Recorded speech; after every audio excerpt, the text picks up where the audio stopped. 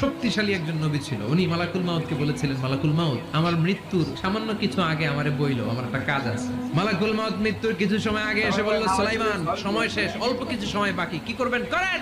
সাইয়েদনা সুলাইমান জিনদেরকে ডাকলো, ও জিনেরা, বিশাল একটা প্রজেক্ট আছে, প্রজেক্টে কাজ শুরু করো। আর কিছু জিনকে বলল, চারদিকে গ্লাস ফিটিং করা একটা রুম বানাও। সাইয়েদনা সুলাইমান আলাইহিস সালাম গ্লাস ফিটিং করা রুমের ভেতরে ঢুকলেন। এই রুমে ঢোকার দরজা নাই, হাতে একটা লাঠি নিলেন, লাঠির মধ্যে ভর করে দাঁড়িয়ে রইলেন আর জিনদের দিকে তাকিয়ে রইলেন। জিনেরা এত বদমাশ ছিল, সাইয়েদনা সুলাইমান দাঁড়িয়ে না থাকলে কাজ করতো না, দাঁড়ায় না থাকলে আজও লোকজন কাজ করতে চায় না, ঠিক কিনা?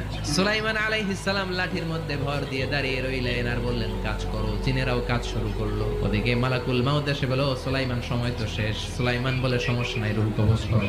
মালাকুল মাউত ওইভাবে লাঠিতে ভর দেওয়া অবস্থায়, দাঁড়ানো অবস্থায় সাইয়েদনা সুলাইমান আলাইহিস সালামের রুহ কবজ করে নিলেন। উনি এমন ভাবে দাঁড়িয়েছেন, রুহ চলে গেল, লাশ হয়ে দাঁড়িয়ে রইলেন।